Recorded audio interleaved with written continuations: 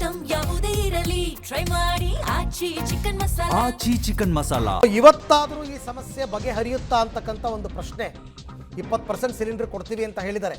ಕೆಲವೇ ಕ್ಷಣಗಳಲ್ಲಿ ಸಚಿವ ಮುನಿಯಪ್ಪ ನೇತೃತ್ವದಲ್ಲಿ ಇವತ್ತು ಸಭೆಯನ್ನು ಕೂಡ ನಡೆಸಲಾಗ್ತಾ ಇದೆ. ಕಮರ್ಷಿಯಲ್ ಸಿಲಿಂಡರ್ ವಿತರಣೆಗೆ ಕ್ರಮ ಕೈಗೊಳ್ಳುವಂತಹ ಸಾಧ್ಯತೆ ಕೂಡ ಇದೆ. ತ್ವರಿತಗತಿಯಲ್ಲಿ ಗೃಹ ಬಳಕೆ ಸಿಲಿಂಡರ್ ವಿತರಣೆಗೂ ಕೂಡ ಕ್ರಮ ಆಗಬೇಕು.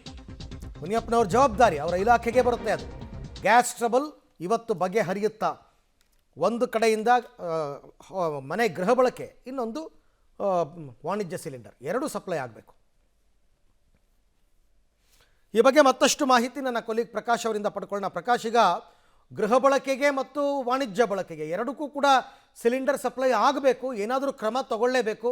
20% ಆದರೂ ಸಪ್ಲೈ ಆಗಬೇಕಾಗುತ್ತೆ. ಆ ನಿಟ್ಟಿನಲ್ಲಿ ಇವತ್ತಿನ ಸಭೆ ಎಷ್ಟು ಮಹತ್ವದ್ದು, ಏನು ನಿರ್ಧಾರ ಆಗಬಹುದು ಅಂತ?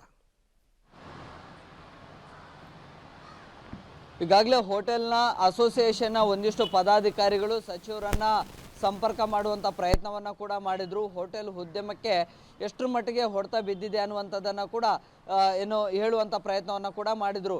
ಈಗ ಹೋಟೆಲ್ಗಳಿಗೆ ಕಮರ್ಷಿಯಲ್ ಗ್ಯಾಸನ್ನು ಪೂರೈಕೆ ಮಾಡುವಂಥ ವಿಚಾರದಲ್ಲಿ ಈಗ ರಾಜ್ಯ ಸರ್ಕಾರ ಯಾವ ನಿಲುವನ್ನು ತೆಗೆದುಕೊಳ್ಳುತ್ತೆ ಅನ್ನುವಂಥದ್ದು ಕೂಡ ಬಹು ಪ್ರಮುಖ ಆಗಿರುವಂತಹ ಅಂಶ. ಸೊ ಹೀಗಾಗಿ ಕೊಂಚ ಮಟ್ಟಿಗಾದರೂ ಹೋಟೆಲ್ಗಳಿಗೆ ಸಪ್ಲೈಯನ್ನು ಮಾಡಬೇಕು. ಸೊ ಈ ನಿಟ್ಟಿನಲ್ಲಿ ಯಾವ್ಯಾವ ತೈಲ ಕಂಪನಿಗಳ ಬಳಿ ಎಷ್ಟೆಷ್ಟು ಸಂಗ್ರಹ ಇದೆ, ಎಷ್ಟು ಸ್ಟಾಕ್ ಇದೆ, ಸೊ ಮುಂದೆ ಅದನ್ನು ಹೇಗೆ ಹಂತ ಹಂತವಾಗಿ ವಿತರಣೆಯನ್ನು ಮಾಡಬೇಕು ಅನ್ನೋಂಥದ್ರ ಬಗ್ಗೆ ಒಂದಿಷ್ಟು ಮಹತ್ವದ ಮಾತುಕತೆಗಳು ಕೂಡ ಆಗುತ್ತೆ. ಅದೇ ವಿಚಾರಕ್ಕೆ ಸಂಬಂಧಪಟ್ಟಂತೆ ಒಂದಿಷ್ಟು ತೈಲ ಕಂಪನಿಗಳ ಅಧಿಕಾರಿಗಳ ಜೊತೆ ಇವತ್ತು ಸಭೆಯನ್ನು ನಡೆಸ್ತಾರೆ. ಸೊ ಒಂದೊಮ್ಮೆ ಏನಾದರೂ ಪೂರೈಕೆ ಆಗಲಿಲ್ಲ ಅಂದರೆ ಪರ್ಯಾಯ ವ್ಯವಸ್ಥೆಯನ್ನು ಏನು ಮಾಡಬಹುದು ಅನ್ನೋಂಥದ್ರ ಬಗ್ಗೆ ಕೂಡ ಚರ್ಚೆ ಆಗುತ್ತೆ.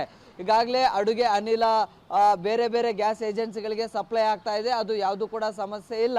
ಸೊ ಈಗಿರುವಂಥದ್ದು ಕಮರ್ಷಿಯಲ್ ಗ್ಯಾಸ್ ಸಿಲಿಂಡರ್ಗಳದ್ದು ಮಾತ್ರ. ಸೊ ಒಂದಿಷ್ಟು ಗ್ಯಾಸ್ ಏಜೆನ್ಸಿಗಳು ಅಥವಾ ಪ್ಲಾಂಟ್ಗಳ ಬಳಿ ಕೂಡ ಕೊಂಚ ಪ್ರಮಾಣದಲ್ಲಿ ಅದು ಸ್ಟಾಕ್ ಇದೆ, ಆದರೆ ವಿತರಣೆ ಮಾಡಬೇಕಾ ಬೇಡ ಅನ್ನೋಂಥದ್ರ ಬಗ್ಗೆ ಕೂಡ ಸಾಕಷ್ಟು ಗೊಂದಲಗಳಿದ್ದು, ಸೊ ಆ ಗೊಂದಲಗಳ ಬಗ್ಗೆ ಇವತ್ತು ಮಾತುಕತೆ ಆಗಿ ಸೊ ವಿತರಣೆ ಮಾಡಬೇಕಾ ಬೇಡವಾ, ಮತ್ತು ಯಾವ ಪ್ರಮಾಣದಲ್ಲಿ ಕೊಡಬೇಕು ಅನ್ನೋಂಥದ್ರ ಬಗ್ಗೆ ಮತ್ತು ಒಂದಿಷ್ಟು ಮಾನದಂಡಗಳ ಮೇರೆಗೆ ವಿತರಣೆಯನ್ನು ಮಾಡುವಂಥ ಒಂದಿಷ್ಟು ಸಾಧ್ಯತೆಗಳಿದ್ದಾವೆ. ಅದಕ್ಕೆ ಸಂಬಂಧಪಟ್ಟಂತೆ ಇವತ್ತಿನ ಸಭೆಯಲ್ಲಿ ಒಂದಿಷ್ಟು ಮಹತ್ವದ ನಿರ್ಧಾರಗಳನ್ನು ಕೂಡ ತೆಗೆದುಕೊಳ್ಳಲಾಗುತ್ತೆ. ಇನ್ನು ಒಂದಿಷ್ಟು ಪ್ಲಾಂಟ್ಗಳಲ್ಲಿ ಸಂಗ್ರಹವನ್ನು ಮಾಡಿದರೂ ಕೂಡ ಅದು ಸಮರ್ಪಕವಾಗಿ ಪೂರೈಕೆ ಆಗ್ತಾ ಇರಲಿಲ್ಲ.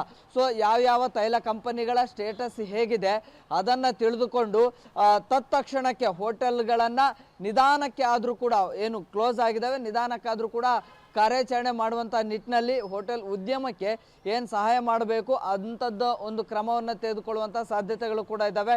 ಇದೆಲ್ಲ ವಿಚಾರಗಳಿಗೆ ಸಂಬಂಧಪಟ್ಟಂತೆ ಇನ್ನೇನು ಕೆಲವು ನಿಮಿಷಗಳಲ್ಲಿ ಸಭೆ ಆರಂಭ ಆಗುತ್ತೆ. ಸಭೆಯ ಬಳಿಕ ಒಂದು ಸ್ಪಷ್ಟ ಕ್ಲಾರಿಟಿ ಕೂಡ ಸಿಗುತ್ತೆ. Arvind, right, thank you Prakash ತಮ್ಮೆಲ್ಲ ಮಾಹಿತಿಗೆ. ಏನೋ ಒಟ್ಟಾರೆ ಜನರ ಸಂಕಷ್ಟ ದೂರ ಆದರೆ ಸಾಕು, ಹೋಟೆಲ್ ಉದ್ಯಮವನ್ನು ನಂಬಿಕೊಂಡಿರ್ತಕ್ಕಂಥವ್ರ ಸಂಕಷ್ಟ ದೂರ ಆದರೆ ಸಾಕು.